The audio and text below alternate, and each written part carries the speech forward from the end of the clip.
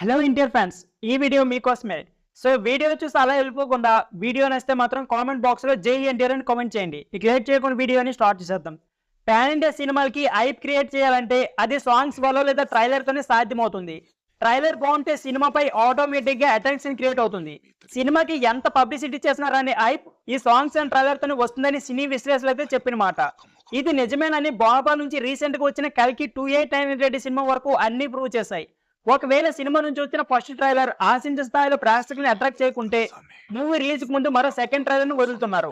సలార్ మరియు కల్కి 2898 సినిమాకి ఇలా రెండు ట్రైలర్ స్ట్రాటజీని వర్కౌట్ అయింది.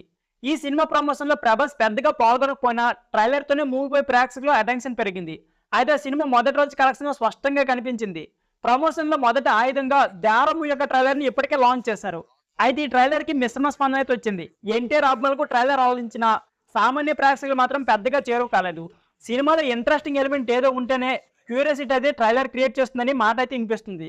అలాగే గ్రాఫిక్స్ విషయంలో కూడా రకరకాల ట్రోల్స్ అయితే వచ్చాయి. ఇక దీంతో దేవరా యొక్క సెకండ్ ట్రైలర్ ని పర్ఫెక్ట్ గా రిలీజ్ చేసేందుకు కొరటాల శివ సిద్ధమవుతున్నారు. ఇప్పటికే సెకండ్ ట్రైలర్ కట్ ని రెడీ చేశారని తెలుస్తుంది. దాన్ని మరోసారి ఫైనల్ చూసుకుని mass and action element shots తో పవర్ఫుల్ గా రెడీ చేసి వదులుతున్నారని ఇండస్ట్రీ వర్గాలు వినిపిస్తుంది. అయితే సెకండ్ ట్రైలర్ ని ఎప్పుడు రిలీజ్ చేస్తారనేది స్పష్టత అయితే లేదు. ప్రీ రిలీజ్ ఈవెంట్ రోజున సెకండ్ ట్రైలర్ ని ప్రేక్షకుల ముందుకు తీసుకురావచ్చని అంచనాలు ఉన్నాయి.